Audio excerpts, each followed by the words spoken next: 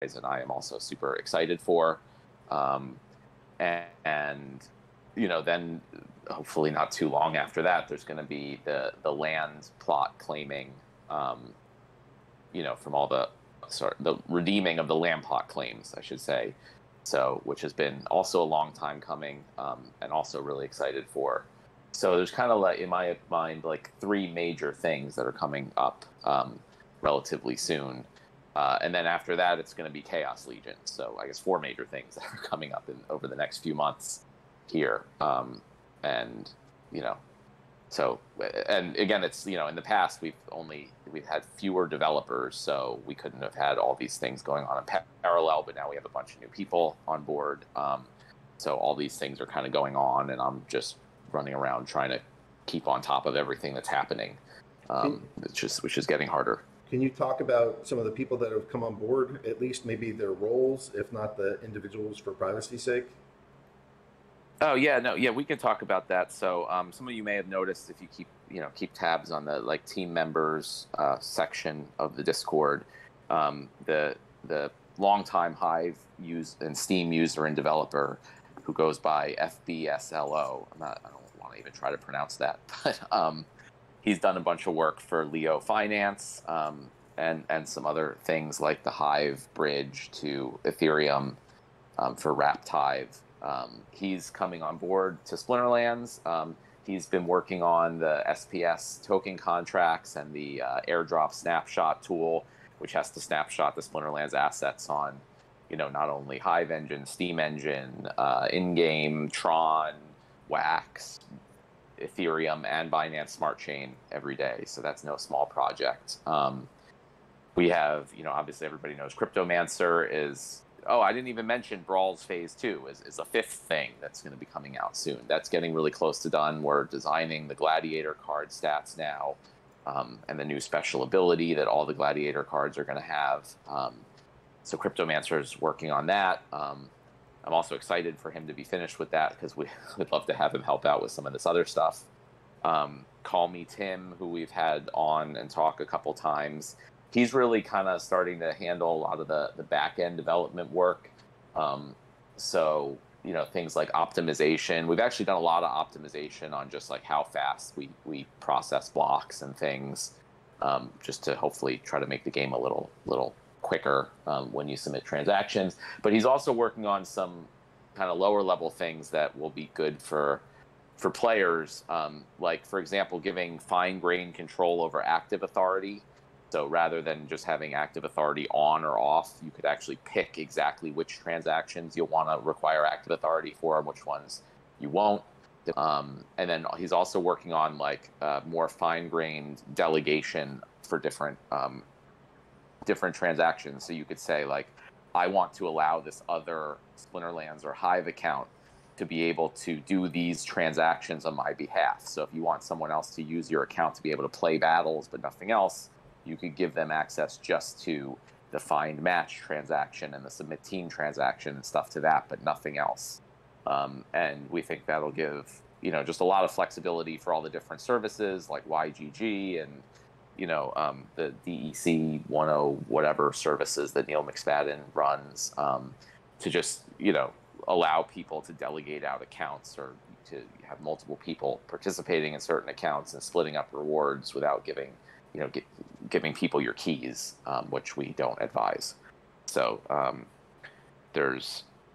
I might be missing some other things that we're doing, but that's I've been talking a lot, so I'll stop there. Yeah. Other than that, nothing is going on with development. Yeah, that's fantastic, Matt. It's exciting to see just how much that we're producing and rolling out and pushing forward. It's awesome. I also, one thing I really like as the evolution of the business, is it used to be like I was doing pretty much everything, or I was like very involved in everything, and now it's at the point I'm like trying to keep up with everything that's going on and like making sure I know what's happening, and like, Nate and Cryptomancer designing Brawl stuff, and FBSLO is off doing the airdrop stuff, and I'm just running around trying to make sure I know what's going on, which is good. That means we're like we're distributing things out more. Sweet. Um, okay, so I want to go through and do a couple questions, and then hopefully Cryptomancer can come on and he can talk some about the Guild Brawls. And if you guys have any questions about Guild Brawls, he's really the best person in house to answer them. So if you guys have some specific questions about that, this would be a good AMA to do it. I'm scrolling up because it seems like there's a couple questions. I'm going to go to July 2nd, which is this morning. And then Biz is actually asking one of the questions I mean to ask. When will Splinterlands tournaments be starting up again? And he's asking me, but are we greenlit from the hard fork to get these back up, and I should put them up and where everything is okay? Yeah, for sure. This was by far the most seamless hard fork I have ever been involved in. So, kudos to Block Trades and the rest of the Hive development team. I mean, there was like really hardly a glitch at all. I mean, not just hardly, there wasn't, as far as I could see, anything that happened as far as Splinterlands is concerned. So that's awesome. Yeah, so when this is over, I'll go put up some more tournaments, and I think I'll rotate the time of them. I try to leave it at the same time for a couple months, so there's only one variable that I have to change. And it gets a little bit more complicated when I'm rotating times, but I know everybody likes rotating times, so I'll be doing that. So I'll try to get a month of tournaments up, which, hey, Matt, please make sure that the Splinterlands account has enough DEC to go make a month of tournaments. All right, we could talk about that after. Okay. If it doesn't. Let's see. Fantasy Crypto's asking for the land expansion. What kind of daily time commitment are you guys considering? One of the best aspects of this game is how relatively quick the matches are, as the land expansion will already increase the need for an extra selection round. Ranked play will managing land also require more time to tending each plot. Will the dynamic be as simple as one-click resource harvest, or will logistics need to be constantly considered in order to be optimized? I'm kind of, I'm leaning more towards the one-click resource harvest type deal, and it's sort of like you kind of there might be some time taken to set up new plots, or like initially when things get started, and then it's, a set it and forget it and come in and, on a daily basis, kind of check what's going on. There's also a lot of opportunity for automation around all of that. And I'm always excited for third-party sites, the Peakmonsters and the Monster Market, to also expand into tools, or even new sites that don't exist yet, to expand into tools for land, for people that can automatically, just keep tabs on what's happening, and maybe give alerts if there's anything that needs to be handled, or they recommend that could be handled, and even automatically do it for you. So I kind of look for the majority of the time commitment to be spent on, battling and playing the game. And land is more like a passive, resource management type of thing. I don't want people having to sit there spending hours, just tending to plots. And I look at it kind of, it's, an empire building game of like a Clash of Clans style model, right? So, you plan your base and you build your buildings and you harvest your stuff a little bit, but then the majority of the play time is spent, doing the battles and stuff like that. So that's how I would look at it. Yeah, the one thing I'd add to that is maybe having some weather effects or some rule changes, once a week or something. Not the kind of thing. There's gonna be stuff. Yeah, not the kind of thing that totally kills everything you're doing. But if you want to maximize this, you will min-max, for a couple minutes here and there on some of your plots that are affected. Yeah. So there's definitely going to be stuff you have to do. But maybe like a daily thing. You come and you check on it. You see some alerts or notifications. You make a few changes, harvest your resources, and then get on to battling. Yeah, that sounds about right. Okay, so Level Up Life is asking, for people who own many plots of land, will they need the support of many people to help manage that land? With cards, it makes sense that one person only needs so many cards, but with land, is there a point where you have many plots, where you have to have many plots, just like you can have to have many Jotans? I think there's supposed to be too many plots, just like you can have too many Jotans. Again, I'm hoping that you will be able to rent out your land and, have other people just manage it, and have some deal where you get paid a certain amount for renting out the land, and then you don't have to deal with it at all. But we just kind of talked about it. You should be able to kind of handle as many plots as you have, in the sense that, you know, it might take some time to set up initially, and then after that there could be either automated completely, or just you come in and you kind of click to claim all your resources and maybe check some, you know, check some alerts and notifications, and make some changes here and there. Obviously, like, the more plots you have, the more, you know, little things you might have to do. But I don't think it should be. I mean, our goal, we want Matt Two Castles Clark to be able to manage his 2,000 plots of land, you know, reasonably. It's not going to be a full-time job type of deal. So that's the goal here.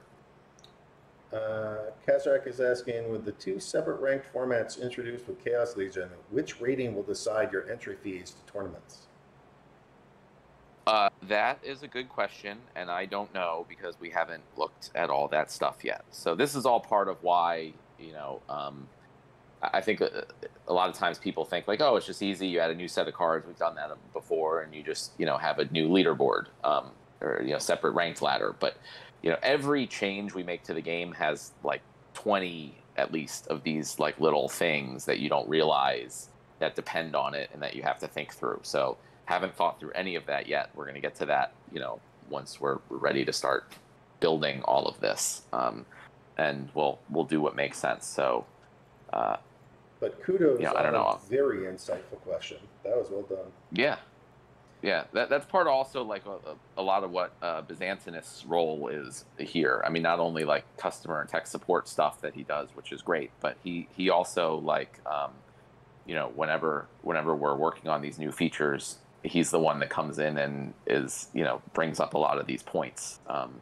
You know, which is why it's also very important that he's a very active player of the game and participates in everything as much as possible. So sometimes people have said, you know, team members shouldn't be allowed to play in tournaments and do all this stuff. But, you know, I completely disagree, because if we don't actively do that stuff, we're not going to be able to make good decisions for designing the games. And I'm at the point where I'm not able to play. You know, I definitely play ranked battles and try to do my quests, and I do the guild brawls. But, you know, I don't play enough to really be able to make all these decisions, as well as people who are very active in the game. So that's really important for this type of thing. Moriarty95 is asking, regarding the new upcoming rental system, will it be possible to see a record of your rental earnings somehow, like an overview where you can see how much you've earned within the last month or week, and also your current daily income or costs? So that's not currently in the Splinterlands website UI that we've designed. I mean, you can see like your rental history, just like you can see your market purchase history. But I would say stick around to hear what Jarvie has to say after we're done, and ask some questions to him, because I would think that would be a great thing for Peakmonsters or other third-party sites to add. I mean, I know they're putting in a lot of, like, you know, APY, APR type stuff on for pricing cards. So I hope that they would be able to put that stuff in there too. General Dark Chief is asking, with land, chaos packs, and new brawl system coming, how will it be possible not to have a decrease in the value of beta and alpha cards, as they will be less used in modern era? Well, so the brawl system, okay, so that's a very important thing, and we're very conscious to keep the value of beta and alpha cards. And there's a lot of points there. So the brawl system is going to have, you know, definitely a lot of battles that not only allow alpha and beta cards, but there could be different frays, especially at the higher level brawls that, you know, a lot of guilds haven't got to yet, where there may be only alphas and betas allowed. So those will definitely be necessary for brawls. And then there's going to be, you know, while there's the modern format, there's also going to be the wild format, which is, I guess, the name we're going with for now, where all cards can be used. And I'm sure, as anyone knows, you know, having the alpha and beta cards are going to be, you know, pretty key to being competitive there. And then on top of that, there's going to be the land expansion, which is one of the biggest drivers, we think, hopefully, of card value, where, you know, cards will be able to work on the lands, and alpha and beta cards will get, you know, significant bonuses as compared to the newer cards on their productivity when it comes to lands. So even if you're like, yeah, I'm not playing in wild format, I'm not using any of my alpha and beta cards, you know, that's fine. You can use them on your land plots and, you know, get pretty significant bonuses for doing that. which earn you more resources and help you mint more of the item and spell cards and everything. Or you could rent them out on the rental market, which we hope will be expanding significantly by then, for other people to either use in battles or to use on their lands to get those bonuses. So, our expectation is that those cards, even if their use in battles is reduced a little bit, we're hoping that their utility overall in the game will go up significantly. So when will there be a secondary market in-game for Splinterlands assets? And in the absence of this, can we get a filter for Splinterlands assets on Tribal Decks or Hive Engine and include a link in-game for a quick and dirty solution? Ulterior motive, he has many untamed packs. Yeah, I'm building that right now. So I mentioned what all these other people are building. So since I'm still responsible for everything everyone else is building and keeping on top of that and managing the releases, I spend a lot of my time on that. But I'm also doing some development work on the smaller tasks, and that is one of them. So it's coming along well, and I'm hoping it can be finished up in the next week or two at the latest, because I really would like to see packs and land plot claims and other things, titles, whatever, just on the Splinterlands market. And you'll see when the new rental system is released, there's going to be tabs on the market screen. So there'll be tabs for those too with a coming soon message until they're there. So that means it's like, getting closer. With the airdrop date soon approaching, is there an updated estimate of the airdrop points total? I don't have an updated estimate, but the snapshot tool should be done pretty soon, I've been told. So I can literally run that when it's ready, and then get the exact number of airdrop points there are, at the time that it's run, rather than just another estimate. So I guess I'll hold off, and hopefully next week we'll be able to pull an exact number to give to the community. All right. Cryptomancer is asking, why is Chaos Legion called Chaos Legion? Can you tell us a bit of a backstory for the new set? So I'll come back to this. Chris Roberts, do you have a mic and are you able to speak? If yes, then he is the best person to answer that. And then when I get down to that later in the chat, we can pull him on.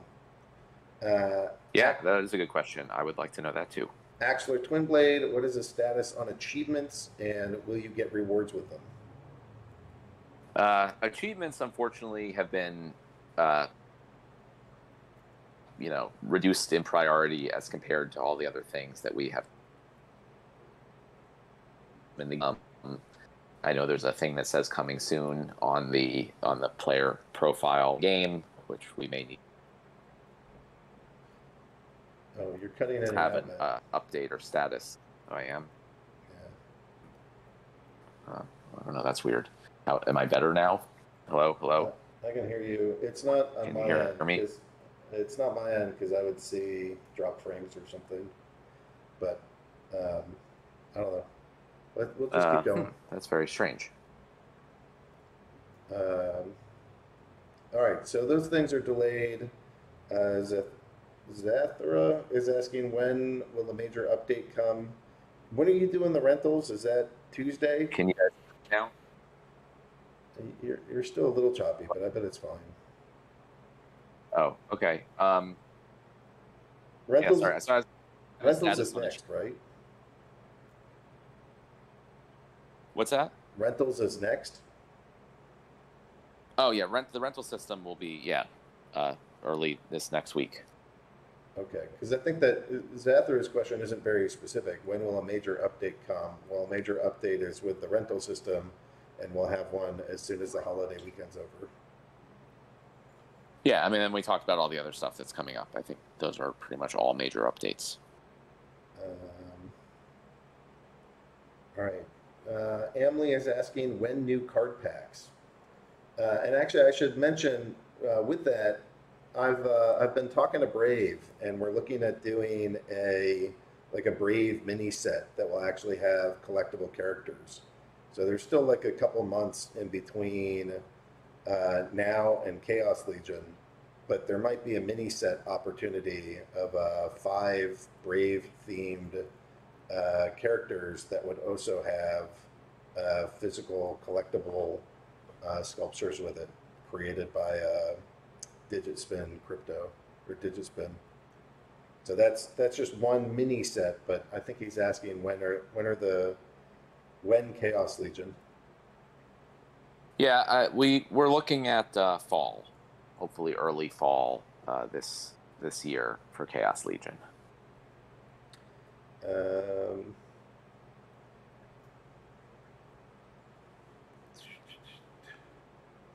I think he's.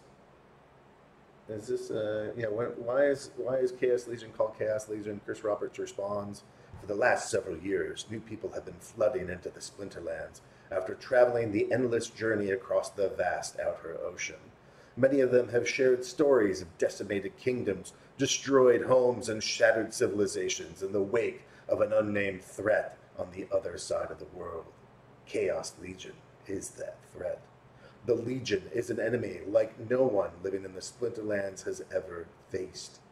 They are some of the most ruthless forces gathered from across the reaches of time and space, and they are led by the vicious conqueror known only as Silas of the Rift. The battle will soon find its way to the Splinterlands, where the fates of multiple dimensions will be decided. So there you go. That's why it's called that. Matt is asking, plenty of rewards cards are off print. Another printing out soon. When can we expect new rewards cards?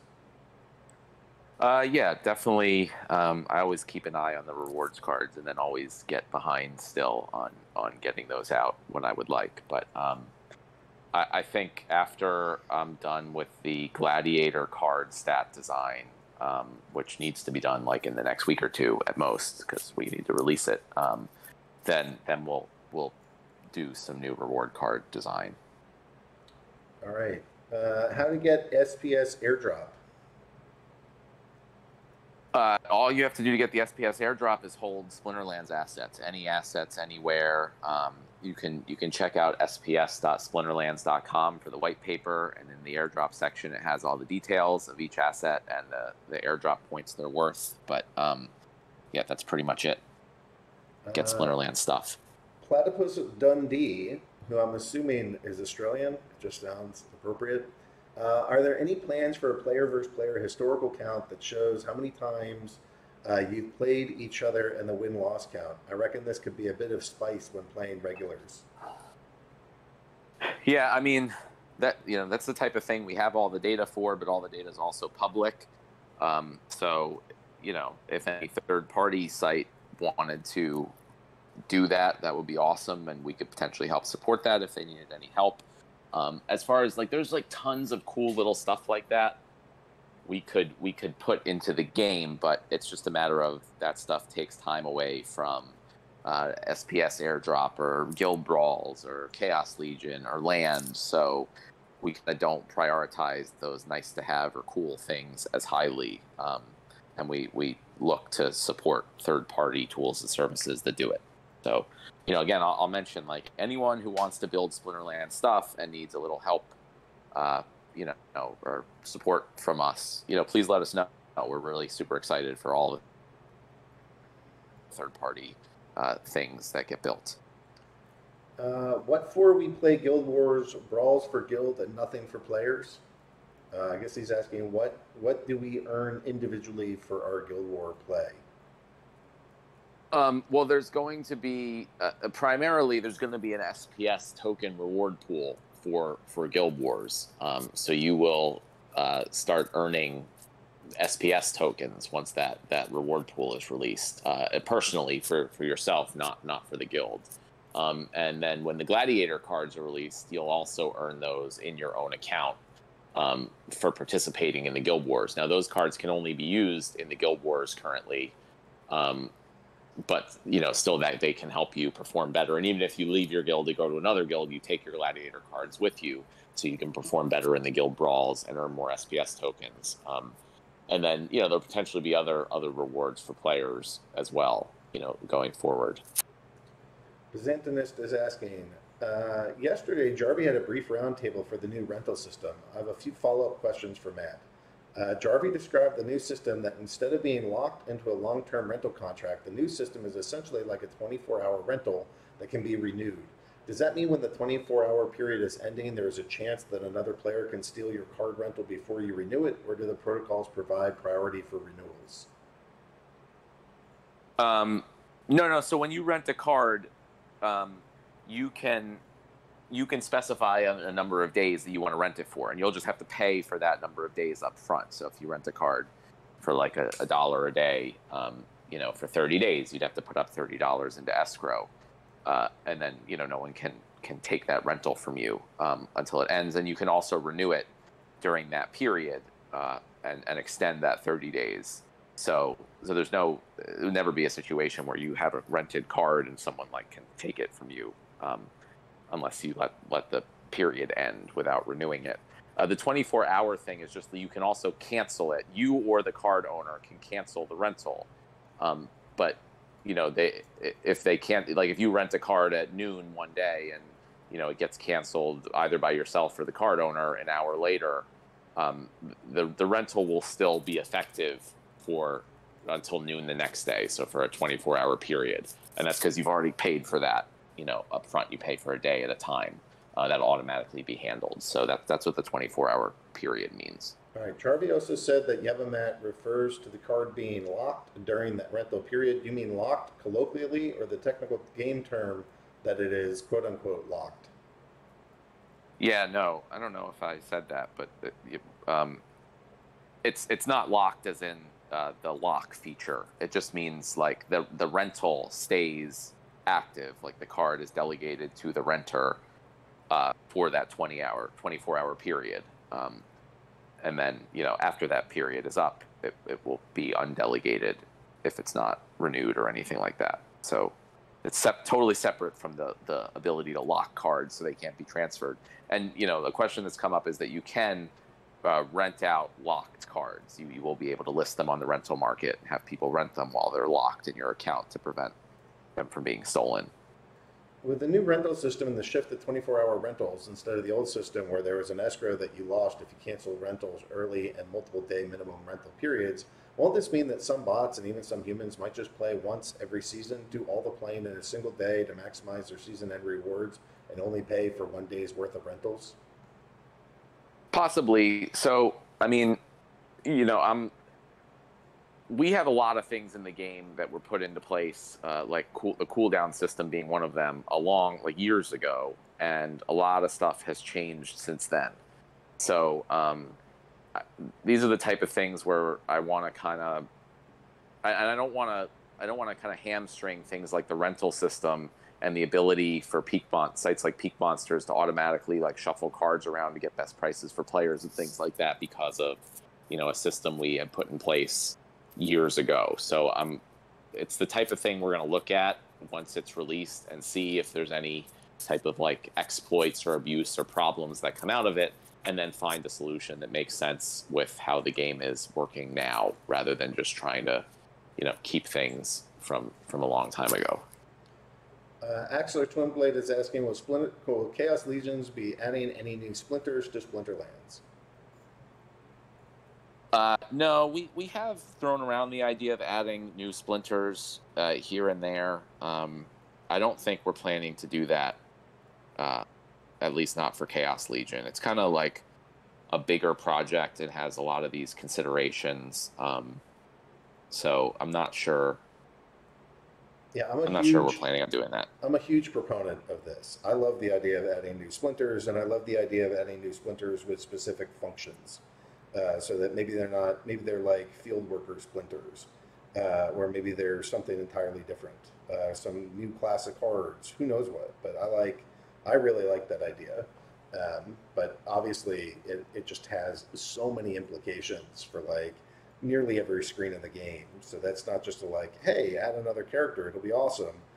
That's one of those things that Matt talks about of hey, your one little idea impacts 8,000 places in the game. So it's not just draw up a card and put some stats on it. It's a monster.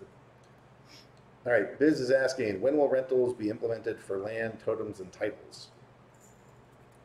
I mean, when the land, totems, and titles are able to be used for something. So right now there's no reason to rent out land, totems, or maybe titles just for because people like to show them off. But yeah, I mean, once the land system is released, and I'm not talking about the initial release where you can redeem your claims for the plots, but like when you're actually using the land and building buildings and harvesting resources, at that point, we'll need to have the land and totems at the very least be rentable.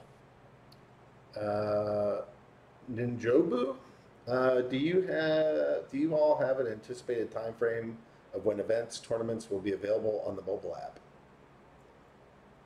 We don't, unfortunately. That's one of the things that is a design roadblock or bottleneck there. So we have Nate like more than full time helping design all the other stuff that we're doing, and we haven't got really the mobile designs for those things yet. So I really want to get them out, but it just is not a priority as compared to all the other major features we're working on. Yeah, we are looking to hire someone else who's a really good UI designer, but we haven't found anyone that's to the level that we want yet. We don't want to have someone like Nate's already like way more than full time working on stuff, so we also can't have him spending a ton of time like training people. So we really want to try to find someone who's just like really good and can come in and hit the ground running with this stuff. And we're still looking for that person. Biz is asking, wouldn't it make sense for the type of tournament to determine entry fees? So wild tournaments, it depends on your wild rating. For modern tournaments, it depends on your modern rating. Yeah, possibly, but that might also be a whole lot of coding, and it may not make sense with the other priorities of the business. So that it would make sense on its face, but then there's always like 8 million other things to consider. Yeah, so that's something we'll have to figure out when we do the wild and modern formats. So Byzantinist, you will be involved in that design process. As will anyone who wants to contribute, feedback or thoughts or ideas. So yeah, we'll figure that out when we get there. And you missed a question from JR Vacation. Oops. No offense to JR Vacation. Oh, do you have a rough 5-year plan roadmap for this game? I would say, we have in our heads, we haven't really like sat down and talked about it. But, we've mentioned things like making other games, which is definitely something we want to do, that utilize all the Splinterlands assets, in different ways, and just kind of expand the Splinterlands world into like more ways to use the cards. It's not like we're just going to like switch to a totally separate new product. But really, like, we kind of look at the land expansion as sort of an entirely another game, just kind of that works with the existing game, and we'd like to have other things like that. So I think that's in my mind like the rough idea of what we want to do over years from now. But then I try to not like beyond that level of thinking, get too much in detail, because I feel like things change month to month. And trying to figure out what we're going to do in a year from now, let alone 5 years from now, it's just like almost a waste of time, because you just have no clue what things are going to be like at that point. One idea I really like, Matt, I know you and I haven't spoken too much about this, but now we have a little bit of funds in the bank. It might make sense to buy other games that are already functioning and see if we can't splinterify them, or at least make them Hive blockchain compatible in some ways. And so that we could have pre-existing games and launch titles under that. I don't know if you've considered that at all, but that would be something that I would put on my 5-year roadmap. Yeah, I guess if there was a good opportunity, that would be cool. All right. So this is Jim Crypto. This is at 9:39. Are there plans for Splinterlands token to be listed on any exchanges? Are there any whispers? You're the more conservative one of the two of us. I'm not touching this question. What would you like to say? So initially there's going to be a pancake swap pool, which is like, you don't have to do anything to get a pancake swap pool. Anyone can make a pool just like on Uniswap. And that's where, that's where the majority of the trading of SPS is going to happen initially, is my guess. We are also, pushing really hard and doing what we can to get it available on some some centralized exchanges, you know, and possibly some DeFi platforms that can build on top of the PancakeSwap pool. But you know, that we can't say anything until that's actually like a done deal and announced. Greg Wolf, not a question, just want to say fun game. Trying to get a complete set of cards, not there because of some high-level summoners and dragon splinters cost a lot. Ideal use of NFT, and I don't really know what these were when I started collecting. So thanks for the educational opportunity. Even though I know battle is programmatic, I still find it fun watching battles play out. May need to start asking for help here to up my game. Thanks, y'all. No, Greg, thank you. It's great to get feedback like that. Happy to read it on air here. And you know what? You know, people tell us like this is the most fun game in crypto pretty frequently. So I'm glad you're enjoying it, and thanks for taking a second to share that. New Mew is asking, when will SPS airdrop start? It's going to be in the latter part of July, just because, you know, there's a lot of stuff to get ready and make sure is in place before then. Maybe even hopefully have some type of exchange announcements or anything before that time. Can't guarantee it, but we're trying.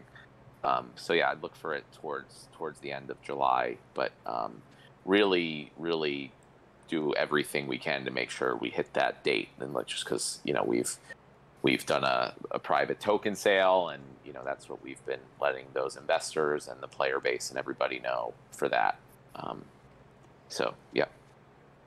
Apparently, some people seem to think that accounts which got their spellbook through a promo code are not eligible for the SPS airdrop, and as a result, some people think they have to shift all their assets to an account which bought the spellbook. Can you please reassure players that all accounts, regardless of whether they were bought or redeemed through promo codes, will be eligible for the airdrop? Yeah, in fact, you don't even need to have a spellbook to be eligible for the airdrop. So literally any account that is a Hive, you know, it's just a Hive blockchain account that has Splinterlands assets in it. Spellbook, no spellbook, promo code, purchased, really doesn't matter, will be eligible. You know, actually, you don't even need to have a Hive account. If you hold Splinterlands assets on an external chain like Wax, you will need to create a Splinterlands account at some point in order to claim it, but that could be at any point. So you could just hold stuff on Wax, wait a year, and then come in and sign up for a Splinterlands account and claim those tokens, you know, into your account from your Wax wallet holdings. So yeah, you really, like, if you have Splinterlands assets in an account you control pretty much anywhere, you will be able to claim your airdrop. So you don't need to transfer assets or do anything like that. All right, Biz is asking, when will we be getting an updated roadmap? And I guess I'll specify, is there a way that when we release an update regarding the rental system that we can put in some, you know, big target dates or big project timelines at the bottom of that? Yeah, I mean, you know, Biz, I would say, you know, you review all this stuff, so just remind me to put in a roadmap on these posts, and we'll do it. I mean, it's not, you know, it's really like kind of a whirlwind of stuff for me. I mean, we have like, you know, we have posts, we have development work, we have server management, we have business management, finance, tax stuff, you know, token investors. So like, I just kind of go around, you know, and try to keep track of all this stuff as much as possible, and like just hit everything that I'm supposed to get to. And I forget about a lot of things. So it's not like, you know, we're trying to not put out an updated roadmap. It's just I probably didn't remember about it. No, I actually didn't remember about it. I can tell you that. So, you know, Biz, you know, when you see these upcoming updates, just be like, hey, put a roadmap in there, and then I will. All right, I'm going to ask people to stop asking questions now. I still have a bunch of stuff to go through, and I want to get Cryptomancer online to give us an update on Chaos Legion. So please stop asking new questions for now. 23 Cabbage, when will Splinterlands Chaos Legion be released? And Matt said fall. So, you know, maybe it's September at the earliest, but we'll see. Yeah, well, I guess I guess fall technically starts September 21st, but I'm hoping for a September release. But, you know, to be more conservative, I'll say fall. But my internal goal is September. Yeah, if we're somehow outrageously aggressive, it's August. If it's real or more likely, it's September, maybe October. And if we start getting into November or December, we're behind. But we definitely need to get this thing out by the end of the year. So, Oh yeah. um, all right, Tuesday for rentals. I'm excited. Thank you, Jarvie. We're excited to be working with you and Peakmonsters. Marco is asking, after a Twitter ban, any new idea about telling players they have a Hive account and all posts and communication is possible there? Last few days, I've seen some players that have no idea there's a blogging part to their account. That's not really something that we can go handle in all of our messaging, but you guys can certainly go and make blog posts and put them in here and share them. And we do link to the blog through the website a bunch. I don't know.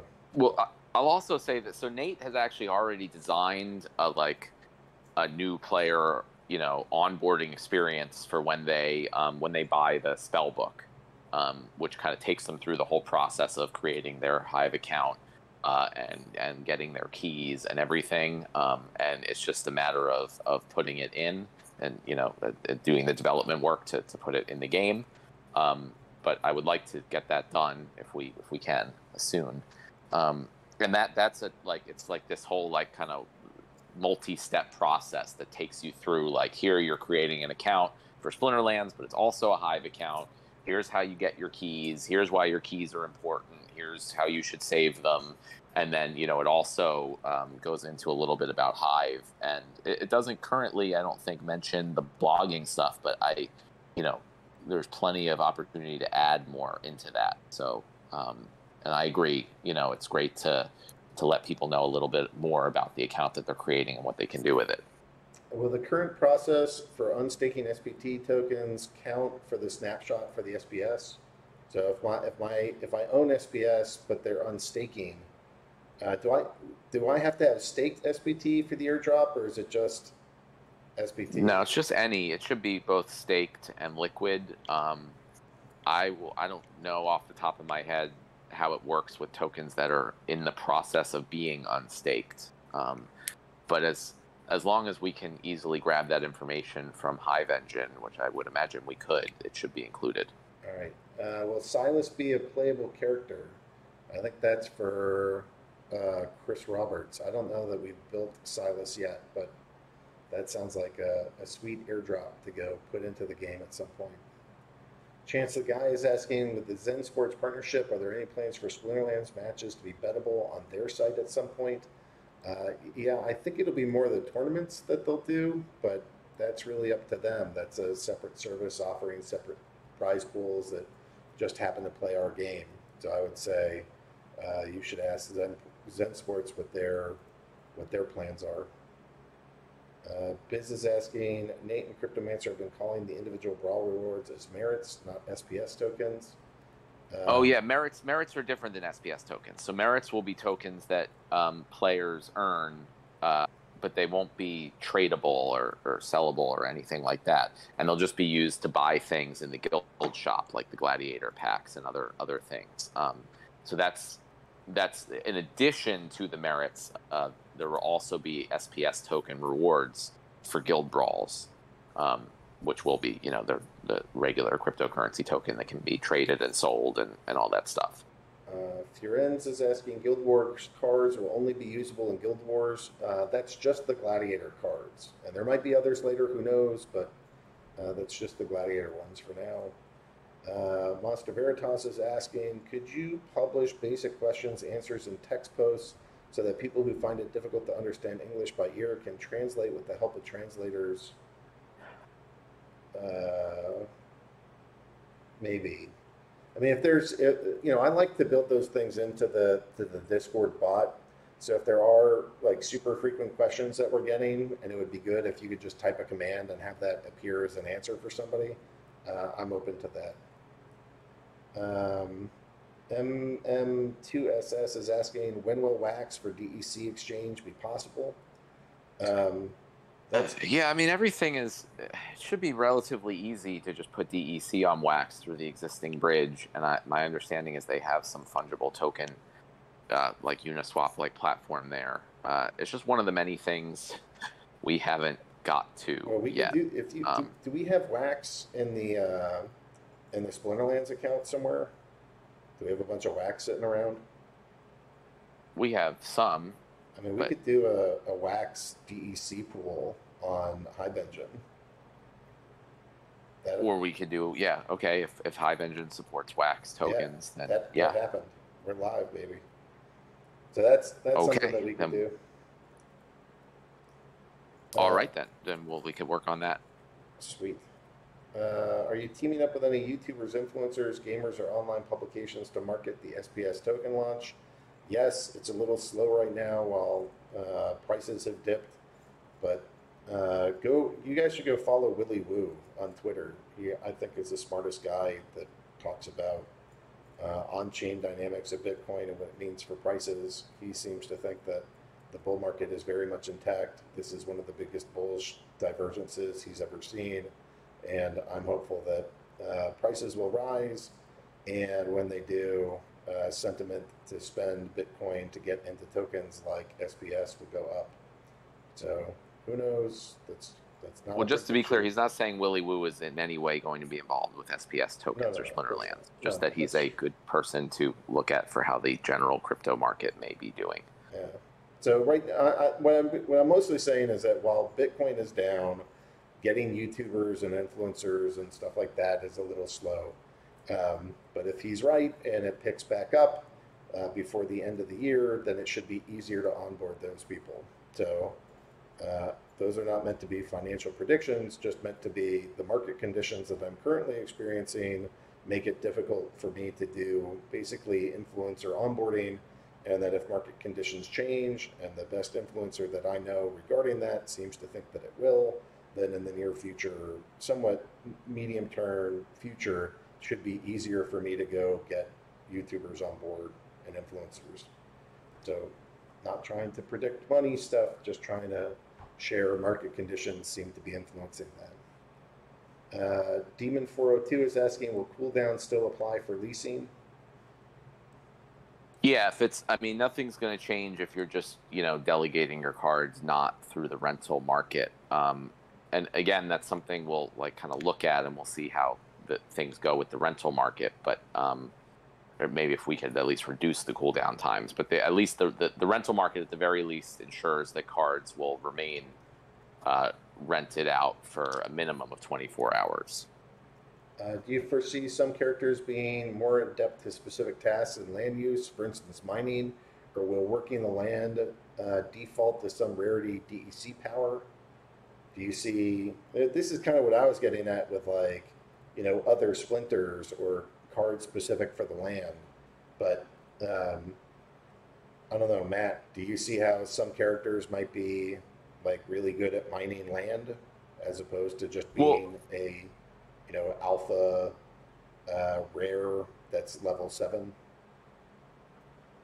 Possibly, but in general, I think it's what we're definitely planning is that different card splinters will be better at working on certain types of land. So you don't want a fire splinter monster working on a lake land tile or land plot, for example, and things like that.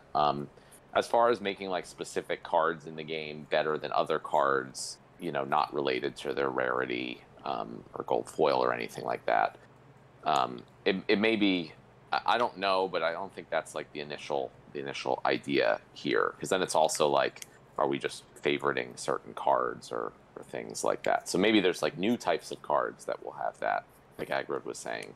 I'm not sure we really want to do that for the existing cards. Actually, Twinblade is asking, since the cards are NFT based, could a third party make a site that uses all the Splinterlands cards but comes up with a whole new combat style? And if something like this were done at Splinterlands, we're willing to allow that third party site to use the Splinterlands API to issue rewards. Yeah, definitely third party sites. Ultimately, I would like to see, anyone being able to create their own, version of Splinterlands.com, just like, anyone can create their own front end for Hive. There's PeakD and, Hive blog and all those different things. So I'd like there to be, different Splinterlands front ends. And then also, I'd love for people to be able to make different games or that use Splinterlands cards. I think at like one point there was a game that was like trying to use assets from other games, and one of them was Splinterlands, but I guess nothing ended up coming of that. But that's definitely something I would love to see in the future. I don't really understand about using the Splinterlands API to issue rewards. You know, if they're building a different game, if it's just a web interface for the existing Splinterlands game, then the rewards would be the same existing Splinterlands rewards, and they would just be showing it on their website. If they want to make a different game that gives out, you know, then they would have to make their own rewards pool, or have rewards come from somewhere else, not Splinterlands. But that's something I would love to see in the future, and it's part of like the work that we're doing in the back end that people don't see to make it possible in the future for anyone to run their own Splinterlands node and independently, you know, keep track of all the assets and all that stuff. Will hopefully help with that. All right, Unit QM is asking, joining late, so if you already answered this, please ignore, but some Noxious Fumes and Earthquake matches appear to be decided by the position of a user on the top or bottom of the screen. Can we alter this to resolve the damage of those rule sets at the same time?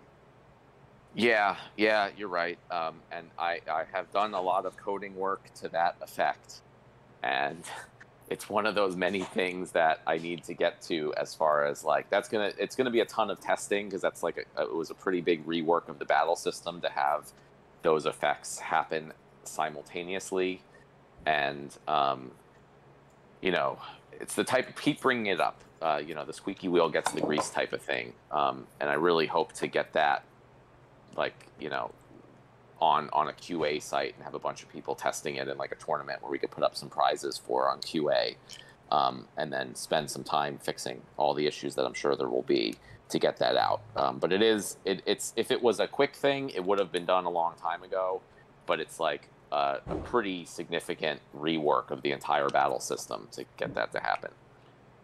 Cryptomancer's asking, you mentioned certain types of cards such as Alpha Beta will give bonuses when used on land. What about Gladiator cards? In addition to their primary purpose for use in brawls, can they also be used as land workers? And if so, will they grant any special benefits for land? So I don't want to commit to that, but I like that idea. Yeah, that's cool. That's what I'll say. Okay. Unit QM at 944. Can we fix rarity filter in Atomic Hub? What's wrong with the rarity? Oh, it doesn't work. That's weird. I will have to reach out to the Atomic Assets team about that, because I don't control any of that. All right, Jarvie wants an HBD to DEC pool. I don't have enough personal fund handy to go run around and build all these diesel pools, but I'm happy to go build the actual HBD to DEC pool and take care of that personally. But I would need Splinterlands or Splinterlands players to go populate it. I don't know if that's. Yeah, I mean, I would say we don't really we are, you know, we have a lot of DEC requirements. Like Aggroed mentioned earlier, for tournaments, you know, we need to get the DEC to do tournament prizes. We need to get DEC for lots of other things. The DEC prices have been higher on external markets, and we do a lot of buying there, you know, to support these things. So, you know, I would like there to even be more liquidity on the Hive DEC market. So I really like, I mean, I don't want to say we don't have the resources, but I don't necessarily want to split resources up into even more pools right now. So I think, you know, if we can look at any other ways to incentivize other people to add liquidity to other pools, you know, that is great. And hopefully in the, you know, the not too distant future, you know, these things can be put up for governance proposal voting. So, you know, it could be, does the player base want to add more DEC inflation to the game to offer as rewards for liquidity providers like we have for Uniswap? You know, maybe you could say, oh, we want to add some extra inflation to DEC to be able to incentivize more pools on tribal decks or on Wax or wherever it is, or potentially SPS tokens for things like that. So it's more about what the community values, you know, for these type of pools and things. That's what ultimately I would really like, rather than us just deciding to do different pools or having to, like, you know, commit our own resources to all these different pools. All right, Flavi at 946 is asking, will there be a diminishing return for level monsters which are used as workers on land? In other words, will 4 single BCX GFL cards be equal in bonus stats to a max GFL? So I'm not sure. Yeah, go ahead. My first pass is no. That one, you won't even have spots for necessarily 4, but even then, you should be getting benefits for higher level cards. Yeah, so we haven't actually designed all the actual stats for this. But yeah, like Aggroed said, the main thing is even if 4 single BCX cards would be equal in stats to a card, one card with 4 combined into it, you have a limited amount of workers that can work on the land. So if there's 4 spots in total, you could have the 4 single BCX cards, or you could have 4 max level cards and get 4 times the benefit that way. So there's kind of even if it's like a linear scale, there's still a benefit to having combined cards. Remember to let us know when the next AMA is. We're skipping the midday one, right? So we're going back to evening, 8 p.m. Eastern. I don't know. I think I can do a midday one next week. I don't have anything going on. All right, let's do that then. Next one will be 2 p.m. Eastern, which is 6 p.m. UTC. And I send me and Matt little updates for this, so I will put that into the calendar for next week. Did I just say 2 p.m.? Yeah. Good. All right. So now, where can I find information about when card sets are moving from standard to wild? I've heard this about beta in some videos, but I'm not sure where those details are coming from. Yeah, what do you have a thought on what makes for a modern format card? Yeah, so the details are coming from, we've just talked about it in these AMAs, so we haven't yet put out any official updates or posts for all that. That will come when we're closer to actually releasing Chaos Legion, and these things are 100% definitely going forward. But the idea is that once Chaos Legion is released, there will be 2 separate ranked season ladders, and one will be called Modern, which will only be for newer cards. Newer cards will be any card that has the Untamed card frame, or newer, or the Chaos Legion card frame, obviously. So that's an easy way visually that you can tell. So alpha and beta cards, older reward cards, and the promo cards, orb cards, that type of stuff will not be able to be used in the modern format, and will be used in the wild format only for ranked battles. And again, you'll be able to easily tell based on the frame of the card. Okay, so I think we're done. Oh, no. Is there a new gameplay mode planned for the future? Something like Hearthstone Battleground?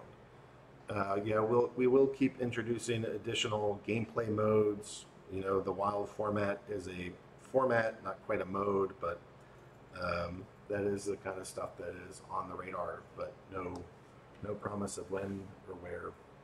Well, I would say that the one we have announced is like when land is fully released, there's going to be new types of cards, the item and spell cards, which will be another round in the battles. So so that is I would call it a new gameplay. Well, that's planned to be the primary gameplay mode. But that is the main thing I guess we have coming up. Now Mancer is typing, so I'm going to go. I'm unlocking Cryptomancer from chat. Mancer, we're already running 5 minutes late, but if you have maybe a 5-minute update for us and just want to talk about brawls and where you're at, I think the community would love to hear it. Sure, I'll keep it short. Can you guys hear me okay? Yeah, coming in clear. All right. So I'm getting pretty excited because we're approaching the finish line for Brawls Phase 2, which is going to be a huge update to Brawls. I'd say it's going to be as big as the introduction of Brawls itself, with all the new features that we're planning on adding. So I've been spending the last week or so just finishing up the coding for all the special rules on Gladiator cards. And those are now done and just awaiting the final stats from Matt. And this week, I'm starting to look at the last remaining UI elements that still need to be slotted in place. So the overall big picture is kind of done now. Everything's implemented on the back end. It's pretty well tested already. And I'm just doing the icing on the cake now. Those last little bits and details and subtleties that are going to really make it a polished experience. And we haven't had much eye candy yet in this AMA, so I do have a new screen here that I can show you. Let me see if I can paste this in. Here we go. Okay, so this is a screen design from Nate. It's not completely implemented yet, so this is just a concept design at the moment, but I'm fairly confident the final screen is going to look like this, and this is what I'm working on implementing this week. So this is a new opponent revealed screen that is going to show up when you click on that Enter Battle button in the Brawls. And the reason for this is that we want to show a lot more information about the special tactics that are being applied as a result of the new barracks building. And here you can also see how the away team versus home team distinction comes into play. So you can see on this screen, I'm facing an opponent in the enemy arena, and that means that I'm going to have certain disadvantages that I have to deal with in the battle. So the home field guy gets the advantage. In this case, the enemy arena, they've also built a barracks, and they've unlocked several of the special tactics abilities. So you can see down at the bottom when I'm playing this battle, I'm going to be dealing with a couple monkey wrenches thrown into the battle. Those banish tactics means that the enemy has forbidden me from using living lava, and it looks like Yorin Zaku in the battle, so I won't be able to select those cards for use. And there's another tactic there called Advantage, which means the home team gets to win if there's a tie. So that can be a pretty important distinction. And I can also see information about my opponent that I'm facing there, so you can see the standard stuff about the rule sets and the mana and whatnot. But you see one interesting thing. The mana cap is 23 plus 1. And that's because not only does the enemy team get some advantages, I also get an advantage because my own guild has the Surge tactic active. And that means that I get to use a +1 mana in all of my battles. So the normal mana cap for this battle would be 23. But for me, because my guild has Surge active, my mana cap is going to be 24, so that's pretty cool. Well, hey, won't all so, of this... Yep, I'm working on this week, and then after this, probably by the middle of the month, we're going to be ready to go into QA testing, and we're going to have, it's going to be similar to the way it was when Brawls first launched. We'll probably have a short public testing period where the Mavericks can get on the test server and actually see some of these new concepts and features in action. And hopefully, if everything goes smoothly with that, then we'll be able to launch close to the end of the month, I would expect. So, and I see a question. Yep, sorry. So one question I have, isn't it going to totally ruin the game and everything will be destroyed that we have any of these benefits that are only for the home team? Can you just share a little bit about, how is the game fair? How is this balanced out over time? So one way it's balanced is that you get roughly the same amount of home matches versus away matches. So like about 50% of the time, you're going to have some nice advantages working for you. But then the other 50% of the time, the opponent is going to have some nice advantages working for them. So you might get smashed sometimes because of these tactics. Other times you'll be the guy doing the smashing, and I think it will kind of all average out over time. And then also, of course, you're going to want to level up those gilding buildings so you can start to use these tactics. So you'll need to level up your barracks building in order to unlock them. All right, and then you saw one of the questions that you wanted to answer there? Yeah, Floey was asking, is there a new avatar in that Brawl screenshot? Good eye, Floey. Yes, that is a new avatar. But that's just a concept art. That's not actually something that we're adding to the game at this point. It's something that we might potentially add in the future. So one of the things we were talking about is that in the new guild store building, where you're going to be able to buy various things with the individual merits that you earn, we might potentially be adding some things like new guild avatars and banners and artwork and stuff to that store. But nothing is set in stone yet for that, and that's those are things that we'll probably gradually add over time. You can see there's also at the very top of the screen is a little indicator for SPS tokens as well. You may have noticed that. Yeah, that did sneak in there. Matt was kind enough to explain what the yellow crystals are. Okay. Well, Manser, that's some beautiful, beautiful eye candy. Man, so Biz is asking a couple questions. Why don't you answer those quickly, and then I want to go to Chris Roberts just for a couple minutes, and then we're going to close this thing down. All right. So yeah, that's a good point there about the odd number of opponents. So yes, if it's not an even number of matches, then of course it can't be precise every single time. And there's no record keeping per se across phrase, so the game's not going to remember what happened the last time and then try to balance it out differently. This is one of those things that just should statistically average out over time as you play dozens and dozens of matches over time. Okay.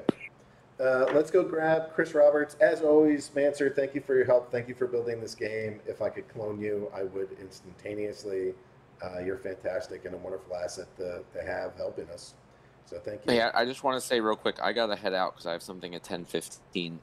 But, thanks everyone for being here. And please stay on to listen to Chris. And then Jarvie is going to talk about the rental system afterwards. So stick around for that. I'm sorry I have to head out, but thanks, guys. Okay. Unmuting Chris Roberts. Chris, why don't you tell us a little bit about marketing in general and Digicon as it relates to this group? Yeah, sure. Hey, community. I hope everybody's doing good. This sounds like a lot of exciting things happening. I'm definitely excited about all the updates on the horizon. Yeah, first off, Digicon is on the 17th of July, 2 to 5 p.m. Eastern. You can use that link right there to go pre-register now. The event is getting bigger and bigger every time, so we kind of anticipate this time that it's going to fill up to capacity. So on that Saturday, make sure you're there on time if you want to be assured to get a spot, because only 500 at a time can be in the space. And, that event and things like that, reaching out to new partners and to our connections and different friends that we have in the blockchain space is more important than ever when we've got this kind of stuff going on with Twitter. And I also just wanted to say a few words about that. I don't think anybody should be discouraged or afraid of what's happening with Twitter. That's just Twitter being Twitter. We all know that kind of thing happens. That's why we're involved with blockchain, most of us in the first place. That's why we're built on a blockchain. We're not so easy to silence. And then we're taking this as an opportunity, like we like to turn obstacles into opportunities. And so when we're banned or suspended or whatever from Twitter, that's just an opportunity to spread awareness of that situation. So all it does is change the messaging, changes the way that we are presenting ourselves to the world. And that's a story that people need to know and they want to tell. So use hashtag #FreeSplinterlands, follow the new Twitter account, Splinterlands HQ. And a side note on that, once the old one is reinstated, I'm going to turn Splinterlands HQ into an exclusive Splinterlands meme account. So that should be fun. So yeah, we don't rely on Twitter. We never have relied on them. They've just been a convenience more than a necessity. So we're still growing, and it's kind of just all exciting stuff that's happening. So we're feeling very positive, and Splinterlands is stronger than ever. Okay, I'm going to close down the official part, the AMA. So I just want to say thanks to the team, thanks to the community, thanks to the SPS buyers of the private sale, thanks to We've gotten our first VC investor incubation. The gamers themselves have invested here. There's just been there's never a moment where Matt and I don't feel like there's people in this community and just in business in general that are supporting us. They have always been supporting us. There's always been people there. And right now, the game has cash to operate, a bright future, lots of product in place, cool new stuff, really just now about to start rolling out again. And it's an honor and a pleasure to be able to do this. And when Matt and I try to think through, hey, what are we going to design next? What are we going to do? How are we going to build? I can tell you in all of these conversations, we really try to start with how do we get the most value back to the players? And hopefully you feel that in our design, and hopefully you see that with the growth of our game. And actually, I'm going to bury the lead a little. I should have done this earlier, but we just had so many questions coming through. So for June, I want to share we had 11,792 signups. And that is the all-time high. We broke 10,000 new signups. That's the first time we've ever done that. So last time in May, we had 9,622. This time we had 11,792. In terms of spellbook purchases, in May, we had 1,556. And in June, we had 1,923, almost a 33% increase. Right now, we are sitting on total accounts. We have 104,595 accounts registered, and the total spellbooks are 27,157. At the end of last time, we were at 92,803 and 25,234 for total spellbooks. So just sorry to bury some of those stats at the end and to share them so quickly without kind of being able to type some stuff out about it. But generally speaking, it's a nice increase. So for May, we were averaging 310 signups per day. And in June, we're averaging 407. So that's about a 33% increase. And for spellbooks, we averaged 50 in May, purchases per day. And in June, we had 66. So I can't do 16 divided by 55. Maybe that's also about a 30% increase. I don't know. All things are looking good, and things are actually accelerating. So we're growing faster, and that's what I have to share. So thanks, everybody. You guys are great, and I'm glad to see this game grow. So I'm going to leave the recording going. Jarvie, are you there? He's unmuted. Oh no, I somehow muted him again. Jarvie, hello? Okay. There we go. Jarvie, are you still available to go provide some rental updates to the people? I will be doing that. I'll be doing I will tell people how rentals works and give them a pretty good short presentation, hopefully, and then show what we're going to do in the next couple of stages as well, what we've already done, what we're doing the next two stages. Then I'll answer questions. I want to tell them how it works before they just ask questions. So. Do you have any objection to me continuing this recording as part of the AMA, or do you want this to be entirely separate? That is totally fine. I was going to record it. I just want it to be recorded, so yeah, it doesn't matter where it goes. No, you should do it as well, because I'm just recording, I don't know, this will be part of the whole AMA. So if you just want that one section, you should have your own recording and feel free. But I might ask you a couple questions. Yeah, that makes sense. But otherwise, the stage is yours, sir. Yeah, that works. And people have questions and they want to, I guess, if you could look at the thing, if they have, I don't know, either that or they can ask by voice. So, all right, let me start my recording. I'm going to give a short presentation.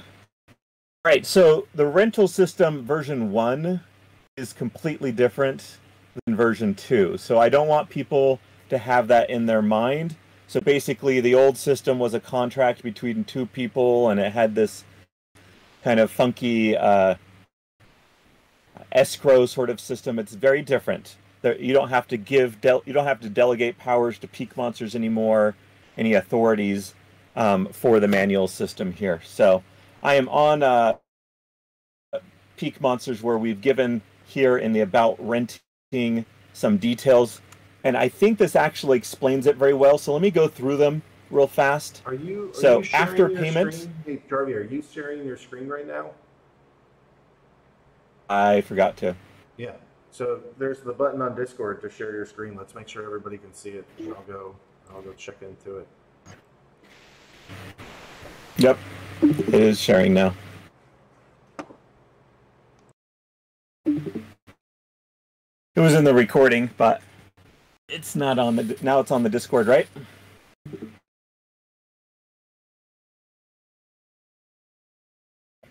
Okay. All right, so if you, I will show that again real fast. The About Renting button kind of gives the details. I think everything that someone would need. If there are some important things, I suppose people here will let me know. So when you make a payment, so I'll do it real fast and try to rent a card. The issue is finding a card real fast. I know that I've already had another account. Peakmonsters added a few to the rental market. So when you go in here and you rent a couple of cards, that little update is also here. So you're gonna pay what looks like 8311 DEC, 0.141 DEC per day. It's a per day sort of thing, and it is priced in DEC. And we have given you a conversion ratio in US dollars. Except on something this slow, it's even below our 3 decimal points. I have not the best example to use a common card, especially a level 2 common card that you could just buy on the market for 6-7 cents. But you're gonna rent for 0.3 DEC. So we're gonna give a conversion to USD. It's not priced in USD. It's priced in DEC. So when you go here, you can specify a number of days, and I asked Biz to ask a few questions to Matt in the AMA, and he gave a little bit of clarity on a few things. I do think that the best way to look at this is that if you are a renter, when you put in number of days, you are storing DEC in an escrow. So I believe we say that to a certain extent here in the rules here, and I'll bring them up a little bit higher, but I wanted to show this first. So let's say I want to store 10 days of my daily payment for these two cards, and the daily payments is 450.452 a day, so that's 4.52 DEC a day. And so I just put that into an escrow. I believe the best way of saying that is that the renter is storing his own money in an escrow. They are not paying for those cards. Every day, the protocol that Splinterlands has created is sending money to the owner. And the rental is continued. If you take your money out of the escrow, then obviously the rental stops continuing. And let's go back to this view because it's a little bit bigger. So it is a 1 day minimum. So it means that you have to rent, you have to pay for 1 day, and then they essentially get locked. I know that was a term we used, or that the AMA asked, is this the technical term locking? No, it's not the technical term locking. It just means that rental cannot be broken. So a colloquial way of saying it's essentially locked is just the rental can't be broken. It is a minimum of 1 day.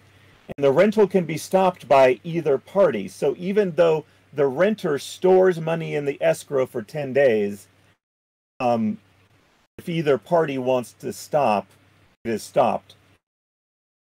Each day, there is a payment made, and that means that that card will stay with the renter for 24 hours after each payment is made. Okay, so then the rental cards will not incur a cooldown. I believe that was also kind of mentioned in the AMA, but that's an important thing. So they can be used, so even if they're stopped after a day, the owner, it will just go right back onto the market. Now, if the owner stops the rental early, that means we assume the owner wants it off the entire market. It goes off the market. They can put it right back on, I suppose. That's going to happen perhaps a lot. We'll see with changing of prices as well, means that it gets removed and put back on. However, we are going to create, as you'll see, I'm going to show some of what happens with Peakmonsters and our different stages. We're going to make very, very simple ways for renters to always have the card that they want, and it won't really matter who they're renting from. That's how I want it to be. Like, you want this card? Okay, this is your card. We'll get you the best price. Do you really care if it was who it's from? No. Okay, let's do it. All right.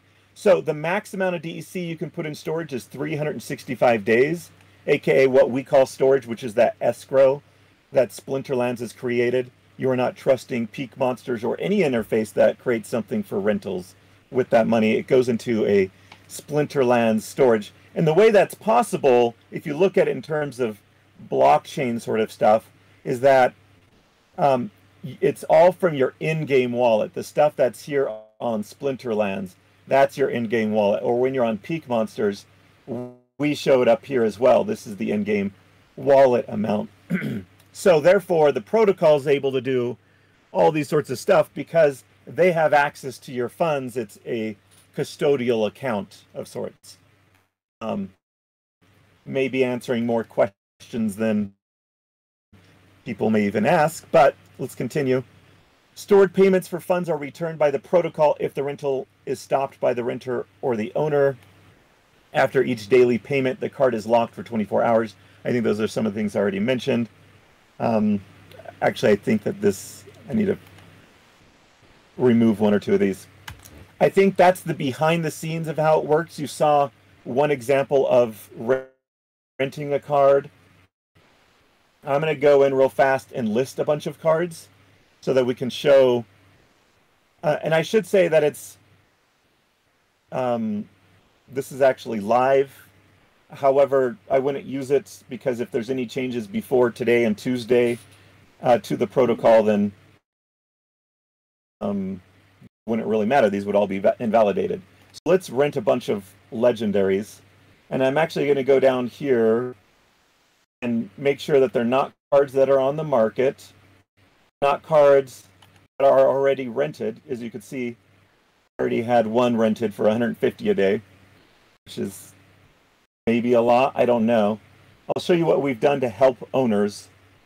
And after I get done showing that, I'll take a few questions if people want to know exactly how this works. But I'd also want to say, if you're asking a question, is something going to be available? Wait until I tell you what the next couple of stages of features are going to be, if that sounds fair. So no, they're not rented, and no, they're not already delegated out.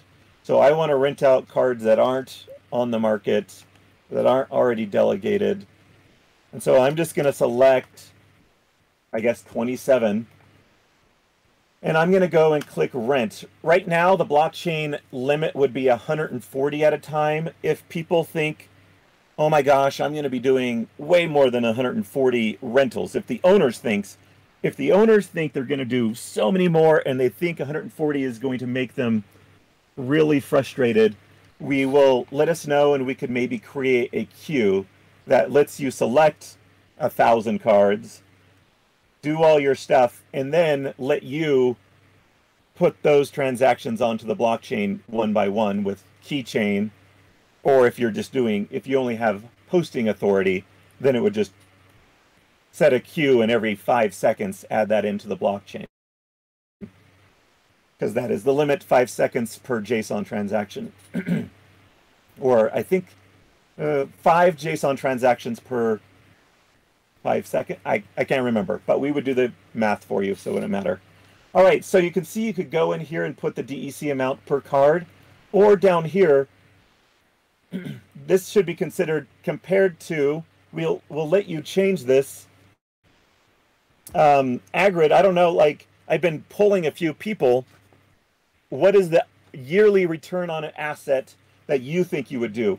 In our old system, we did monthly. Now it's yearly. And we're calling it ROA because that's the asset, return on asset. So we're looking at the Frost Giant level 4. Let me do this real fast. So the Frost Giant level 4. And if you go in here and you go to bulk, this is what we're looking at. Did I say level 4 or was it 4 BCX?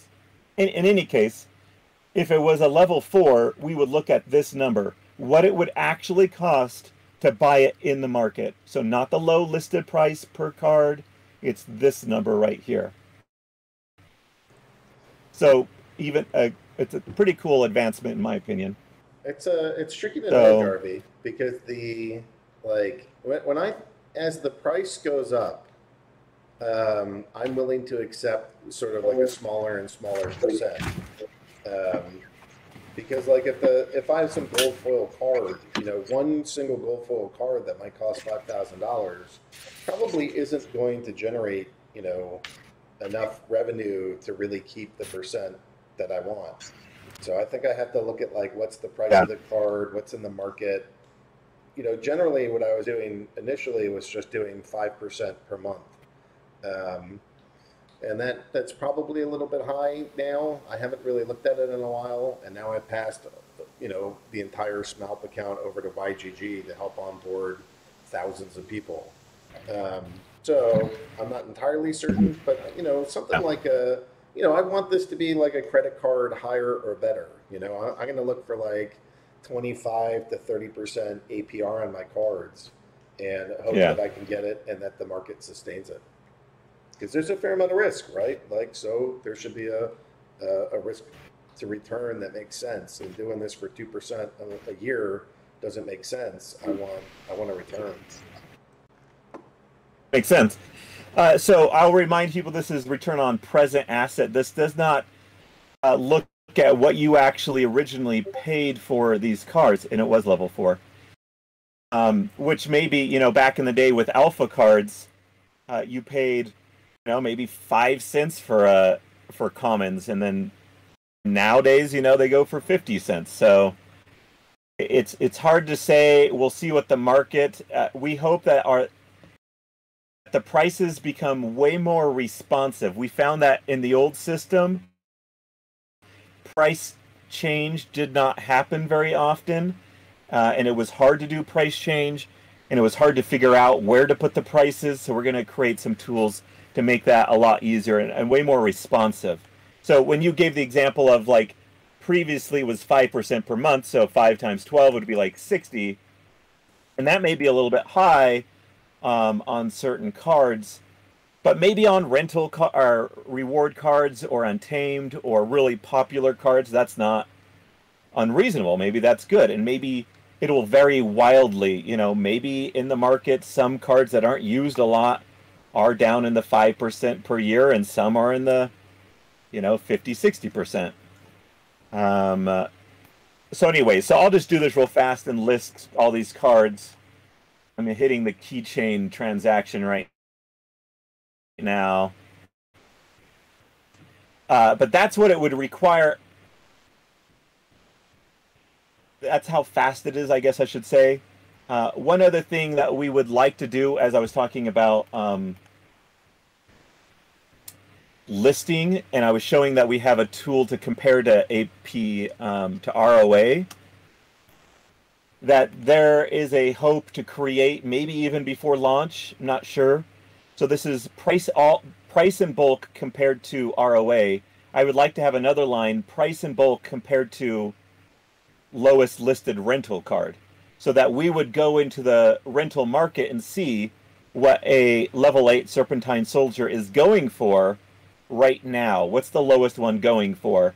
So that you could price it in comparison to that, like either 5% above that price, 1% below it, that sort of thing. So, so there are certain sorts of tools to help with timing and saving time and making it so owners want to come in here and do this and aren't scared of spending hours doing it and having the right information to do it well.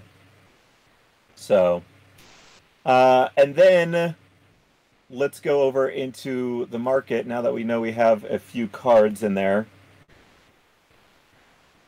We're going to go to beta. We know that we just added a Frost Giant. We'll go to rent. Looks like there's a couple of them. So one of the other things that we'll be adding in as well, hopefully soon, is a level filter. So just keep on adding more filters, apparently. So many of them. Also, I don't know if people know that there are filters like, hey, which ones have snipe, which cards have snipe and all that stuff. So back we go here. So if you are specifically interested in a level 4 or a level 3, then you know what to do. As you can see,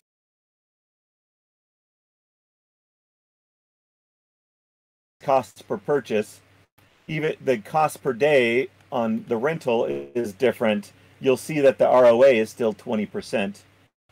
So there you go. You could also rent multiple cards now at a time.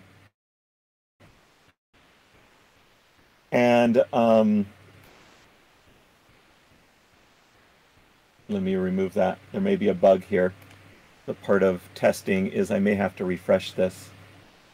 Aggroed, do you have any quick questions for now on this? No, I really got to just get my hands in it. And, you know, I still have a couple other accounts. Oh, I was hitting the wrong thing. I was hitting the shopping cart. That we aren't.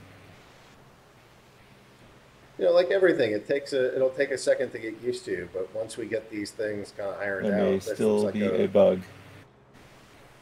Oh. Oh, I can't rent my own cards. Duh. Makes sense. Once this thing is live, I feel like I'll be able to get my hands wet with it, and it'll make more sense to me. And it definitely looks like it's a faster, easier, more convenient system. And I really like the idea of just being able to go do like mass listing at this is the percent interest that I want.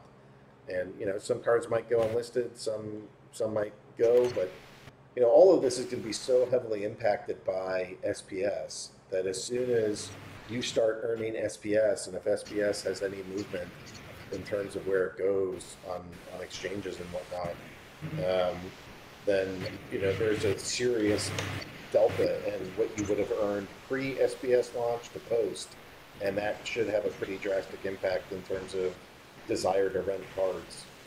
So the timing of this all works really well.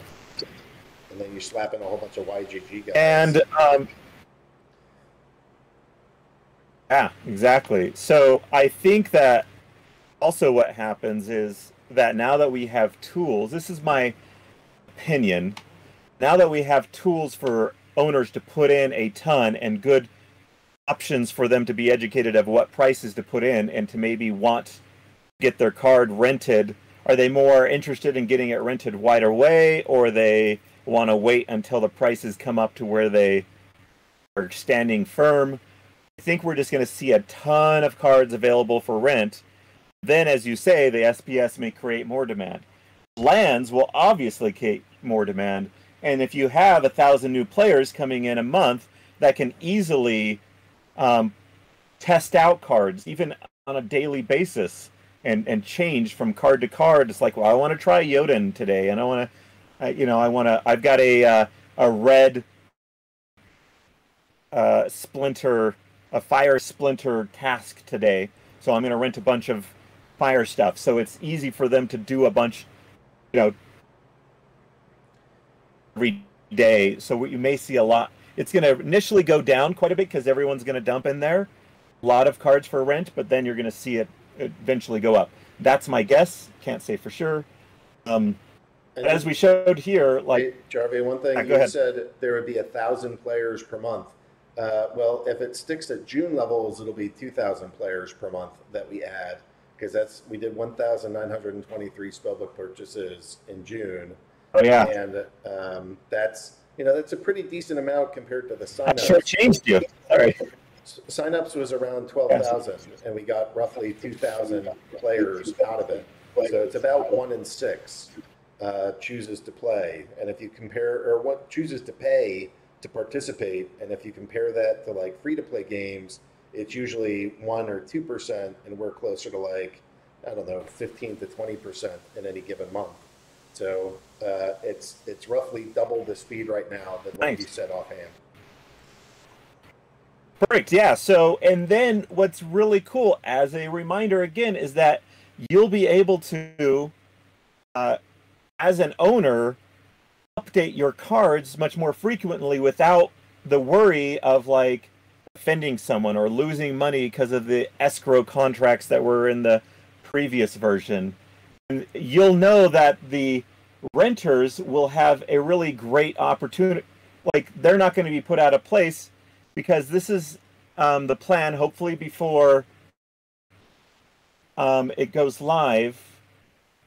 I'm pretty sure before it goes live, the renters will have a section in their profile here to show them everything that they've used Peakmonsters to rent. We will show them every monster and the level. It won't really matter who we'll tell them who they're presently renting from, because they may be interested. It won't really matter too much, but we'll show them all the cards. I should log out, and we should have that screen available for you soon, but let's go into here. So let's say it looked like this. I doubt I have rented some. And so you'll have the card detail, like what card it is, and the level. All this other stuff will probably, there'll be a raw data option so you can see like what's been happening. But the hope is that you just see which card it was, what level, and is it presently being rented or not. If not, we hope the renters could just go click, click, click, click, click, and they're all being rented again from which one is the cheapest on the market. We'll go find it for you, add it to your card, so they're back up and running in 3 seconds flat. And maybe even a notification when they log in to say, hey, 6 of your cards aren't being rented anymore. Re-rent them all. And you just can click yes. Or you can go into the site and say, well, actually, I'm not really using that one much anymore. We'll just let it go. And then maybe later you can come back and rent them again. So we'll keep track for you of which ones are being rented and not being rented. So yeah, you could go on vacation for a week and not have to worry about paying for rentals for that week while you're gone, unless you're really like, you know what, I'm in a really good deal on this rental, I'm willing to keep paying for it, and the owner isn't for some reason upping his price because he's crazy, so I'm just going to keep doing it. I think people should expect that prices will vary, and that your rental is only assured for it's a 20. In my mind, I think you should look at it as you are renting for 24 hours, and you are storing money for that rental for X amount of days. But don't assume that because you put 10 days worth of money into this escrow, that it is guaranteed for 10 days. It is not. Period. It is not guaranteed for that amount of time. And we are giving tools to the owners to be able to change their price just as much as we're giving tools to the renters. What if there was a thing in here as well, which would be very easy for us to develop? It says the name of the card. It says you're renting it. What if we could just say, hey, look, that's 10% above what's available elsewhere on the market. Like, well, okay, then I'm out. I'm going to go move to this other rental. This whole system was kind of developed along that idea that I didn't want people stuck in bad contracts anymore. Stuck for 100 days in a contract that wasn't good for one or the other party. And that was the case previously. And now I don't think it will be. So, thoughts on that? You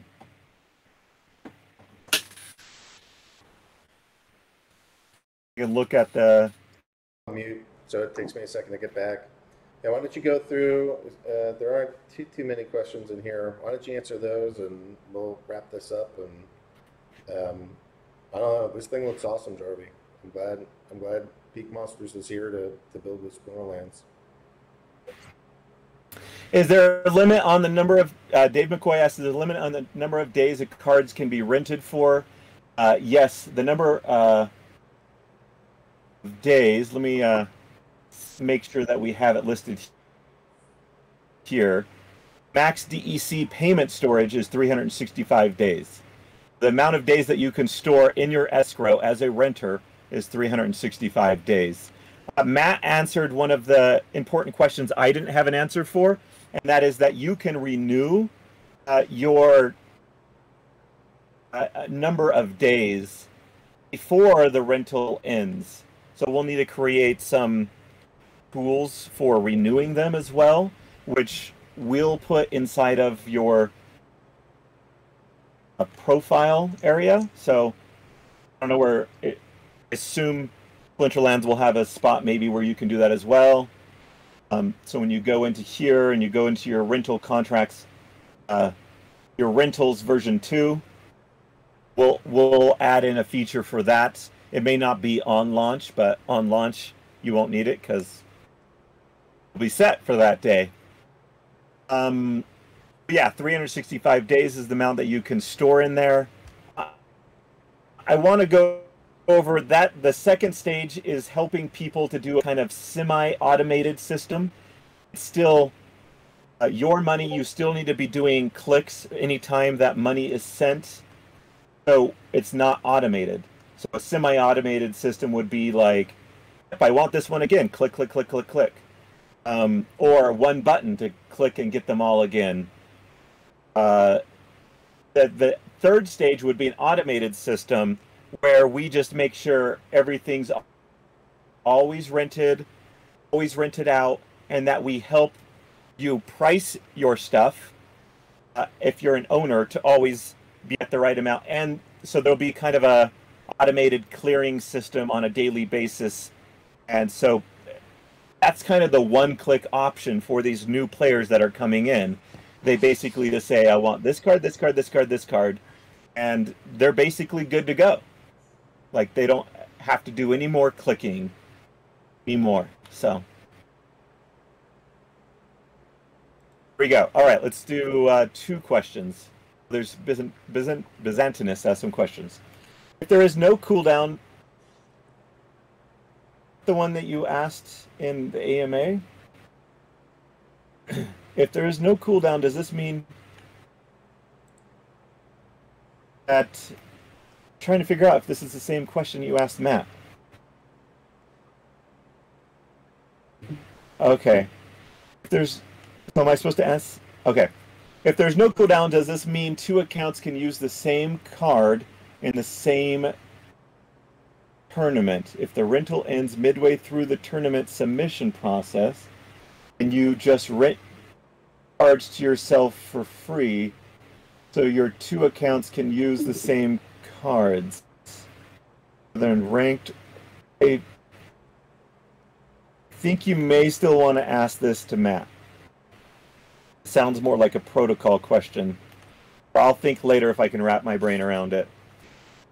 Another question is, are there any changes to the issue of if you submit a team in any time tournaments, but that specific card ID is not available to your account when the teams are revealed, you get a flea. This can happen if the rental ends or if the owner cancels the delegation. I would assume that is the case. Another protocol question, perhaps? Ask Matt. But my assumption is that if your 24-hour ends while you're doing your tournament, then yes, I would suggest maybe going into our interface, and I hope that we can give you how long until your rental ends, the 24-hour at least, when your last payment was. Perhaps we can just show you when your last payment was. Right. Not a question, but I love that people can rent a daily quest. So much scope to try out new cards before the buy. All right, a sneak quest. It's strong in life, earth, and fire. I mean, Matt Clark, if you want to come in, I bet Aggroed could bring you in. What we really want to know is how people are going to use this, especially renters.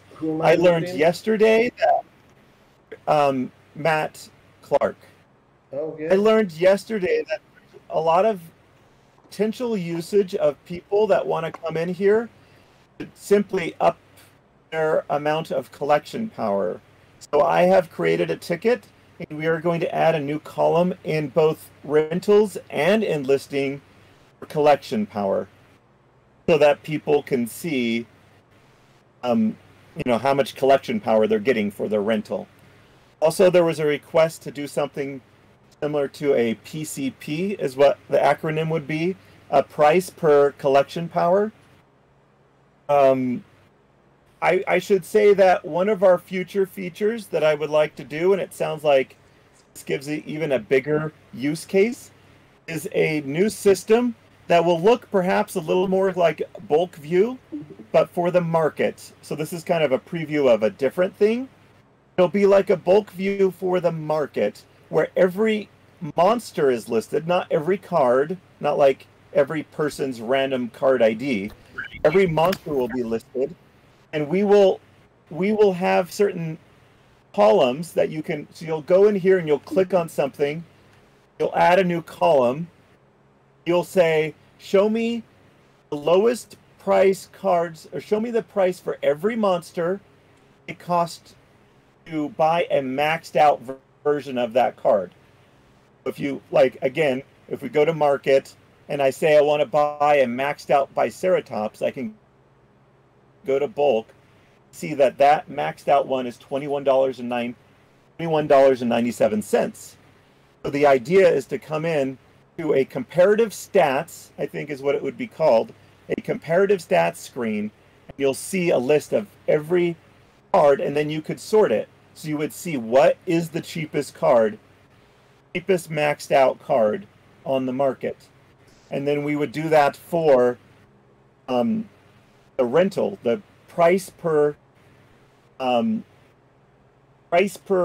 collection power, PCP, right? Price per collection power. And so you could go in and say, what is the cheapest way to increase my collection power by buying, and then another column that someone could add, or that we'll add so that people can select it.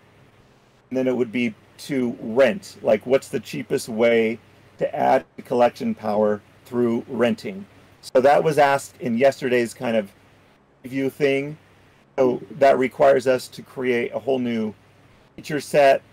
And then I would suppose every week or two we would add a new column, like, hey, I'd love to see a comparative stat based on such and such thing. So, and then right next to that would be like, okay, well, I really like this one. It's so cheap to get it. Boom, click and bought, that sort of thing. All right, Matt, I'd love for you, Matt Clark, I'd love for you to say, like, how do you think stuff is going to be used?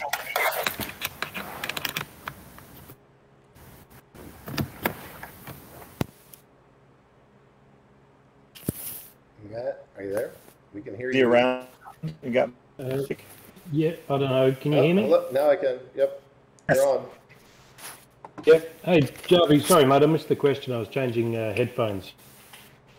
I was saying I'd love to hear how people think the rental system is going to be used, and maybe that identifies some features that we can do even at launch or later on, or next 2 stages into semi-auto and then auto. So Yeah, look, I love what I'm hearing. The idea of daily and the fact that Yabba's sort of pulled that cooldown requirement, I think is going to be a huge sort of a deal. So you get a snipe quest, you can just say, well, I'm gonna rent a couple of really good, decent snipe cards and see how I go with the daily quest.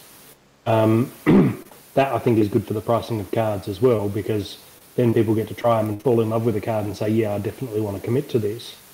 Yeah, look, I like what I'm seeing a lot, and I can see a case where people will be looking at the ROI on some of these, or the ROA as you're saying, and looking at it and saying, well, this card here is 43%. I'm just going to buy it, right? And if it's at 52%, per annum, then I'm going to buy half a dozen copies just to list them on the market myself, right? Because I want to chase that return. Yeah. Yeah, so a comparative stats column to just see, like, what's the highest average rental ROA. Awesome would that be? And then you're like, I'm going to buy all the ones with the highest rental ROA. Yeah, and then guys who want to maybe not necessarily chase yield, not necessarily chase growth, and try to estimate what's going to be the card that's going to grow in value the most, they can just look at the current market and say, well, look, even if my jumping into the market with half a dozen new cards drops the ROA down to from 45 to 43%, that's still better than I'm going to get on my on an asset like dollars, where I'm getting 0.5% per year on something that's being inflated into oblivion. It's a pretty easy. That's a pretty easy sell, right? As you're buying cards, it's increasing the ROA percentage that we list as well, because the price goes up on the cards. Yeah, for sure. No, I'm really enjoying what I'm seeing here, mate. I'm looking forward to seeing it rolling out and actually getting to play with it in practice. But I'm picking up what you're putting down. All right. Any other use cases that you see, or anyone else in the chat? I'm looking at chat now. Matt or Aggroed, things there. You've got a ton of cards. Is the idea of submitting 140 at a time just like, I shudder at that? It's going to be terrible. Do you have to make sure that there's this queue thing where you can select all 30,000 that you have? I wouldn't have a problem with 140 at a time. Neil, possibly. He makes me look like a small fry in this game. So he might be an issue, but I think if it's occasionally updating prices, it's probably not going to be a big deal. 140 is pretty great as far as moving stuff in bulk goes. All right. Still see if the queue is still something we can do. Maybe delay for the launch so we can get everything else up and going. One of the tips I should share is if we do a queue, then one of the things that was shared is, like, you can set it to posting key authority on your Splinterlands cards. Do all your transactions real fast and then turn it back into the active key. Because what's on active key, then you have to sign for every single transaction. Again, I guess there's not a ton of people that will be worried about 140 limit and have thousands to do, so we'll see how that goes. Still looking for... Okay, so does the protocol have a price floor based on rarity and edition? Okay, so I forgot to mention that, and we should add it to our informational thing here. There is a minimum of 0.1 DEC per day. 0.1 DEC per day. So that's like 3/100ths of a DEC, or 3/100ths of a US cent. I did the math, and it looks like 300 and, a year, that 0.1 DEC is 3.6 cents, 3.6 US cents. So if your card is a level 1 reward card, it may not make sense to rent out level 1 reward cards. Level 2, then you're looking at like sometimes a 50% APR is the lowest you can get, or ROA, I should say. After that point, like 3 BCX common, it should be fine. It should be plenty good for a 3 BCX common, but it's not going to be the best for really low price commons. We're talking 3-cent commons. I think the idea was, does that really matter if they're looking to rent a 1 BCX 3-cent card? Can't they just buy a 3-cent card? So that was the answer I hope for you on the minimums. All right. Any other questions? There's some. You got some harder protocol questions that I'm probably not the best one to answer. Sorry. Vannon asks, do we have stats on depth of markets and those expectations? I know as mentioned, we might be adding 2,000 players a month.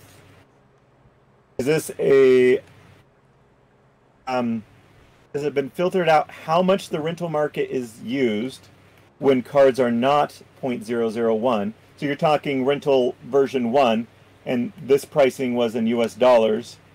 And when you put 0.1 DEC, that means it's much lower than 0.001. Notice there are a lot of those currently that are mismatched. Yeah. There are a lot of mismatches in general. The new market will be a lot more fluid, able to handle much lower pricing as well, and will adapt to pricing much faster. I believe both rentals and owners will adapt to a general price change in the market much easier, much faster. They won't look at it, oh my gosh, I have to re-rent my cards because the whole market has changed. I hate doing that. I don't want to do it again. So I'm just going to be lazy and not do it. So I think we're going to make sure there's really good tools to help users. So I hope I at least answered part of your question there. The depth of markets. Just one quick thing. It's been 2 hours, so I think I'm going to go shut down this recording. You guys are certainly welcome to keep being in here and talking. I think that's a great plan. But I'm going to bring the second part of the AMA down to a close. I think we've seen some good stuff for rentals, and really excited to have Peakmonsters, Jarvie, and Asgarth working on this stuff. If you have more questions, please stick around, but I think 2 hours is long enough for now. Have a great day, and sorry, I forgot you were recording still. Yep. Bye, guys.